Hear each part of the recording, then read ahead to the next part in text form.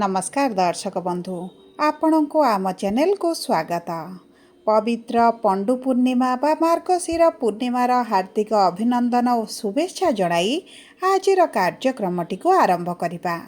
ता सहित आपणकर जदि भी इच्छा राशि होता है तेबे यही भिडटी को थरे मात्र शेष पर्यंत देखंतु एवं निजर व्यस्त बहुल समय मध्यरु मात्र 10 मिनिट समय आपण निज पाई दियंतु कहीं आमर आजिर यही कार्यक्रमटी समस्त बिछा राशि व्यक्ति विशेषों बहुत अधिक गुरुत्वपूर्ण रही।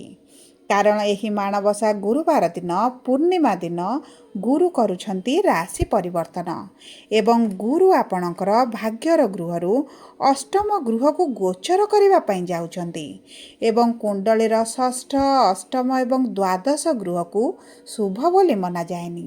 तेबे गुरुंकर यही गोचरटी आपण को शुभ फल देव ना अशुभ फल देव यही वीडियो रे शेष पर्यंत देखिले निश्चित भावरे जानि परिबे।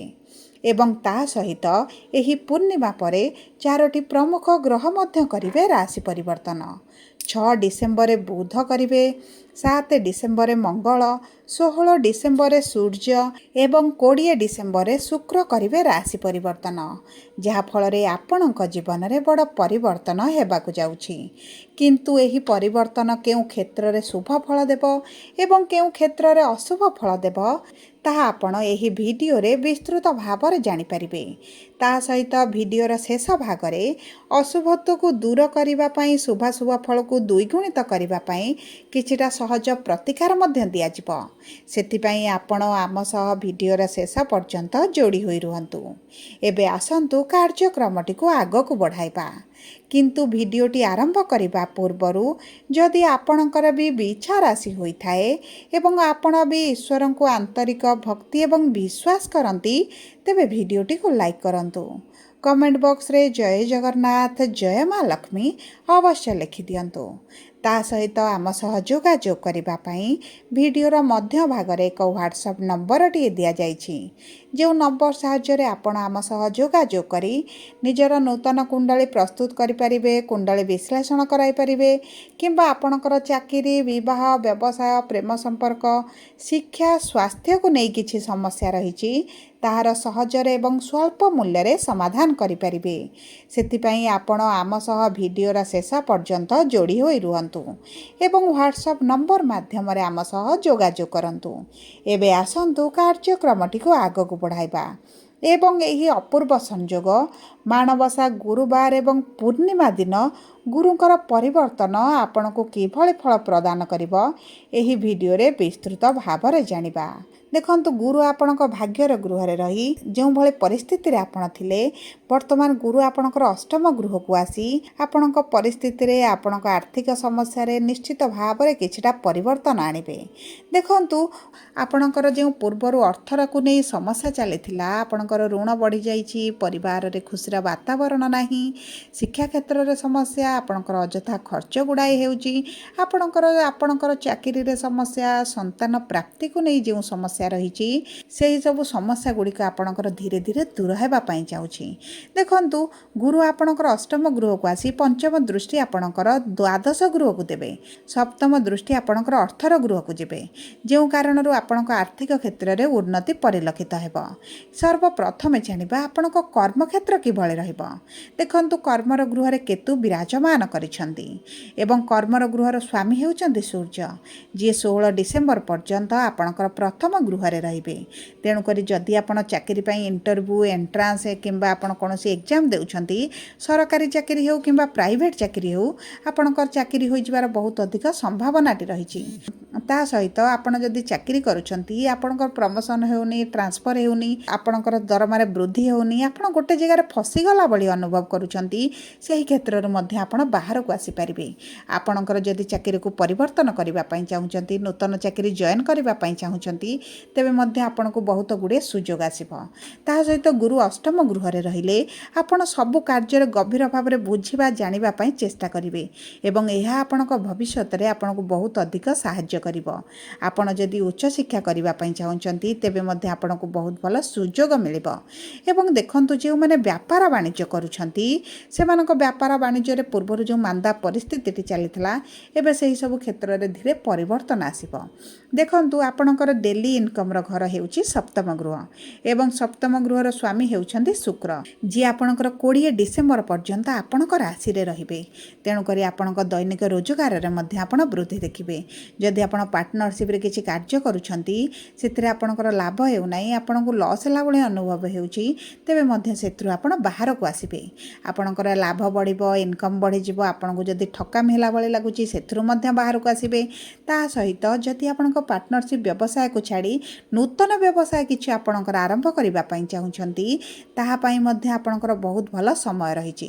ଦେଖନ୍ତୁ ବୁଧ ଆପଣଙ୍କର ଦ୍ୱାଦଶ ଗୃହରେ ବସି ଆପଣଙ୍କର ଅଯଥା ଖର୍ଚ୍ଚ ଗୁଡ଼ାଇ ବଢ଼ାଉଥିଲେ, କିନ୍ତୁ 6 ଡିସେମ୍ବର ଦିନ ବୁଧ ଆପଣଙ୍କ ରାଶିକୁ ଗୋଚର କରିବେ। ଆପଣ କଥା କହି ଆପଣଙ୍କ କର୍ମକ୍ଷେତ୍ରରେ ବହୁତ ଗୁଡ଼ିଏ କାର୍ଯ୍ୟକୁ ସମ୍ପନ୍ନ କରିବେ। ଉଚ୍ଚ ଅଧିକାରୀଙ୍କ ସହିତ ଆପଣଙ୍କର ଘନିଷ୍ଠତା ବଢ଼ିବ, ସମ୍ପର୍କ ମଧୁର ରହିବ। ଆପଣଙ୍କର ଯେଉଁ ଶତ୍ରୁ ବୃଦ୍ଧି ହୋଇଯାଇଥିଲେ ସେହି ଶତ୍ରୁମାନେ ମଧ୍ୟ ଦୂରତା ବନାଇବେ।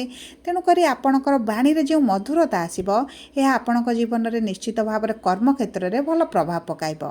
ଏବେ ଆସନ୍ତୁ ଜାଣିବା କିପରି ରହିବ ଆପଣଙ୍କର ଆର୍ଥିକ କ୍ଷେତ୍ର। ଦେଖନ୍ତୁ ଧନର ଗୃହକୁ ଗୁରୁଙ୍କର ଦୃଷ୍ଟି ଥିବା କାରଣରୁ ଆପଣଙ୍କର ଧନରେ ବୃଦ୍ଧି ଘଟିବ, ଆପଣଙ୍କର ଖର୍ଚ୍ଚ କମିଯିବ। ଆପଣ ଯେଉଁ ଋଣରେ, କରଜରେ, ଲୋନ୍ରେ ଅଛନ୍ତି ସେଥିରୁ ଆପଣ ଧୀରେ ଧୀରେ ବାହାରକୁ ଆସିବେ କିମ୍ବା ଆପଣଙ୍କ ଋଣ ପରିଶୋଧ କରିବା ପାଇଁ ଆପଣଙ୍କୁ କୌଣସି ନା କୌଣସି ସ୍ରୋତରୁ ଅର୍ଥ ମିଳିଯିବ। ଆପଣଙ୍କ ପୈତୃକ ସମ୍ପତ୍ତିକୁ ନେଇ ଯଦି କିଛି ଡିସ୍ପ୍ୟୁଟ୍ ରହୁଥିଲା ତାହା ସମାଧାନ ହୋଇପାରେ କିମ୍ବା କିଛି ପ୍ରପର୍ଟି ଯଦି ବିକ୍ରି କରିବା ପାଇଁ ଚାହୁଁଛନ୍ତି ଏବଂ ଆପଣଙ୍କୁ ଉଚିତ ମୂଲ୍ୟ ମିଳୁନି, ଆପଣଙ୍କର ପ୍ରପର୍ଟି ବିକ୍ରି ହୋଇପାରୁନି, ତାହା ମଧ୍ୟ ଆପଣଙ୍କର ହୋଇପାରେ। ତା ସହିତ ଆପଣଙ୍କର ଯଦି ଅର୍ଥ କେଉଁଠି ଫସିକି ରହିଛି, କେଉଁ ବ୍ୟକ୍ତି ଆପଣଙ୍କର ଅର୍ଥକୁ ନେଇଛନ୍ତି ଫେରାଉ ନାହାନ୍ତି, ଏହି ସମୟ ମଧ୍ୟରେ ମଧ୍ୟ ଆପଣଙ୍କ ଅର୍ଥ ଆପଣଙ୍କୁ ପ୍ରାପ୍ତ ହୋଇପାରେ। ଏବେ ଆସନ୍ତୁ ଜାଣିବା କିପରି ରହିବ ଆପଣଙ୍କ ବିବାହ ଏବଂ ବୈବାହିକ ସମ୍ପର୍କ। ଦେଖନ୍ତୁ ବିବାହର ଗୃହର ସ୍ୱାମୀ ହେଉଛନ୍ତି ଶୁକ୍ର, ଯିଏ ଆପଣଙ୍କ ରାଶିରେ ଅଛନ୍ତି। ମଙ୍ଗଳଙ୍କର ଶୁଭ ଦୃଷ୍ଟି ମଧ୍ୟ ରହିଛି। ଯେଉଁ ବିଛା ରାଶିର ବ୍ୟକ୍ତିମାନେ ବିବାହର ଯୋଜନାରେ ରହିଛନ୍ତି ଆପଣଙ୍କ ବିବାହ ହେବାର ବହୁତ ଅଧିକ ସମ୍ଭାବନା ଅଛି। ଆପଣଙ୍କର ମନପସନ୍ଦର ପ୍ରସ୍ତାବ ଆସିବ। ଆପଣଙ୍କର ବିବାହ ଯଦି ଠିକ୍ ହୋଇପାରୁନଥିଲା, ବିଳମ୍ବ ହେଉଥିଲା, ବିଭିନ୍ନ ପ୍ରକାର ଅର୍ଚ୍ଚନା ଆସୁଥିଲା, ଆପଣଙ୍କର ଶତ୍ରୁମାନେ ଆପଣଙ୍କ ବିବାହକୁ ଭାଙ୍ଗି ଦେଉଥିଲେ, ବହୁତ ଗୁଡ଼ିଏ କାରଣ ପାଇଁ ଆପଣଙ୍କ ବୟସ ବଢ଼ୁଛି, ବିବାହ ହୋଇପାରୁନାହିଁ, ଏହିଭଳି ପରିସ୍ଥିତି ମଧ୍ୟ ଆପଣଙ୍କର ବଦଳିଯିବ। ଆପଣଙ୍କର ବିବାହର ଯୋଗ ମଧ୍ୟ ରହିଛି। ପତି ପତ୍ନୀଙ୍କ ମଧ୍ୟରେ ସମ୍ପର୍କ ମଧୁର ହୋଇବ। କୌଣସି ସ୍ଥାନକୁ ବୁଲିବାକୁ ଯାଇପାରନ୍ତି, ଆପଣଙ୍କ ସାଥୀଙ୍କ ସହିତ କୌଣସି ଜାଗାକୁ କୌଣସି ମନୋରଞ୍ଜନ କାର୍ଯ୍ୟକ୍ରମରେ ଯୋଗ ଦେଇପାରନ୍ତି। ଆପଣଙ୍କର ବନ୍ଧୁ ମିଳନ ହୋଇପାରେ। ଯଦି ଆପଣଙ୍କ ସାଥୀ ଦୂରରେ ରହୁଥିଲେ, ବାହାରେ ରହୁଥିଲେ କିମ୍ବା ଅନ୍ୟତ୍ର ରହୁଥିଲେ ପୁନର୍ବାର ଏକାଠି ହୋଇପାରନ୍ତି। ଯଦି ଆପଣଙ୍କର ଡିଭୋର୍ସ ଭଳି ପରିସ୍ଥିତି ମଧ୍ୟ ଚାଲିଥିଲା ସେଥିରେ ମଧ୍ୟ ପରିବର୍ତ୍ତନ ଆସିବ। କିନ୍ତୁ ମଙ୍ଗଳ ଯେହେତୁ ଆପଣଙ୍କ ରାଶିର ସ୍ୱାମୀ, ଆପଣଙ୍କ ରାଶିରେ ଅଛନ୍ତି, ଆପଣଙ୍କ ସପ୍ତମ ଗୃହ ବା ବୈବାହିକ ସମ୍ପର୍କରେ ଶୁଭ ପ୍ରଭାବ ପକାଇବେ। ଏବେ ଆସନ୍ତୁ ଜାଣିବା କିପରି ରହିବ ଆପଣଙ୍କ ଶିକ୍ଷା ଏବଂ ସନ୍ତାନର ଯୁଗ। ଦେଖନ୍ତୁ ଶିକ୍ଷାର ଗୃହରେ ଶନି ବିରାଜମାନ କରିଛନ୍ତି। ତେଣୁକରି ଆପଣଙ୍କର ଚାକିରି ହେଉ, ଶିକ୍ଷାରେ ହେଉ, ପରିଶ୍ରମଟି ବୃଦ୍ଧି ପାଇଥିବ। ଆପଣଙ୍କର ପରିଶ୍ରମ ଅନୁଯାୟୀ ଆପଣଙ୍କୁ ଫଳପ୍ରାପ୍ତି ହେଉନଥିବ କିମ୍ବା ଆପଣଙ୍କର ଏତେଟା ଭଲ ରେଜଲ୍ଟ ହେଉନଥିବ, ଯେଉଁ କାରଣରୁ ଆପଣ ନିରାଶତା ଦେଖୁଥିବେ, ଅସଫଳତାର ସମ୍ମୁଖୀନ ମଧ୍ୟ ହେଉଥିଲେ। କିନ୍ତୁ ଗୁରୁଙ୍କର ନବମ ଦୃଷ୍ଟି କାରଣରୁ ଆପଣଙ୍କର ଶିକ୍ଷା କ୍ଷେତ୍ରରେ ଆପଣ ପରିବର୍ତ୍ତନ ଦେଖିବେ। ଉଚ୍ଚଶିକ୍ଷା କରିବା ପାଇଁ ବାହାରକୁ ଯାଇପାରନ୍ତି, ବିଦେଶ ଯିବାର ମଧ୍ୟ ସମ୍ଭାବନା ରହିଛି। ଆପଣଙ୍କ ଶିକ୍ଷା କ୍ଷେତ୍ରରେ କିଛି ବଡ଼ ନିଷ୍ପତ୍ତି ମଧ୍ୟ ନେଇପାରନ୍ତି, ଏହା ମଧ୍ୟ ଆପଣଙ୍କ ପାଇଁ ଶୁଭଦାୟକ ରହିବ। କିନ୍ତୁ ସନ୍ତାନ ପ୍ରାପ୍ତି ପାଇଁ ଏହି ସମୟଟି ଏତେ ଅଧିକ ଶୁଭଦାୟକ ରହିନାହିଁ। ଯେଉଁମାନଙ୍କର ସନ୍ତାନ ପ୍ରାପ୍ତିରେ ବିଳମ୍ବ ହେଉଥିଲା ଆପଣଙ୍କୁ ମେଡ଼ିକାଲର ଟ୍ରିଟମେଣ୍ଟ ନେବାକୁ ପଡ଼ିବ, କିଛି ସର୍ଜରୀ ହୋଇପାରେ, କିଛି ଅପରେସନ୍ ହେଲା ପରେ ଆପଣଙ୍କୁ ସନ୍ତାନ ପ୍ରାପ୍ତିର ଯୋଗ ବନୁଛି। ଏବେ ଆସନ୍ତୁ ଜାଣିବା କିପରି ରହିବ ଆପଣଙ୍କର ସ୍ୱାସ୍ଥ୍ୟ।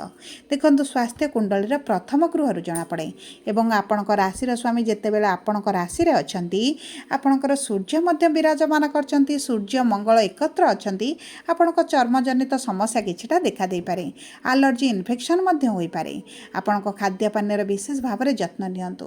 ବାହାର ଖାଦ୍ୟ ଖାଇବା ଠାରୁ ଅତି ସାବଧାନରେ ରୁହନ୍ତୁ। ତା ସହିତ ଗୁରୁ ଯେହେତୁ ଅଷ୍ଟମ ଗୃହରେ ରହିବେ, ଆପଣଙ୍କର ଚର୍ବି ବଢ଼ିପାରେ, କିଛିଟା ଲିଭରରେ ସମସ୍ୟା, କିଡ଼ନୀରେ ସମସ୍ୟା, କିଛିଟା ଗୁପ୍ତ ସମସ୍ୟା ମଧ୍ୟ ଆପଣଙ୍କର ଦେଖା ଦେଇପାରେ।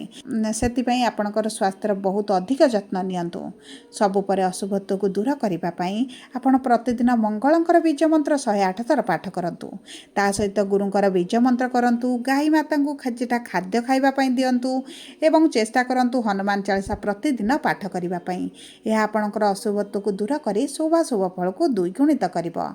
ଯଦି ଆପଣଙ୍କର ବିଛା ରାଶି ହୋଇଥାଏ, ଭିଡ଼ିଓଟି କିଭଳି ଲାଗିଲା କମେଣ୍ଟ ବକ୍ସରେ ଲେଖି ଜଣାନ୍ତୁ। ଯଦି ଆପଣଙ୍କ ପ୍ରିୟଜନଙ୍କର ବିଛା ରାଶି ହୋଇଥାଏ, ତେବେ ଭିଡ଼ିଓଟି ତାଙ୍କ ସହ ସେୟାର କରନ୍ତୁ। ଯଦି ଆପଣ ପ୍ରଥମ ଥର ଆମ ଚ୍ୟାନେଲକୁ ଆସିଛନ୍ତି, ତେବେ ଚ୍ୟାନେଲଟିକୁ ସବସ୍କ୍ରାଇବ୍ କରନ୍ତୁ।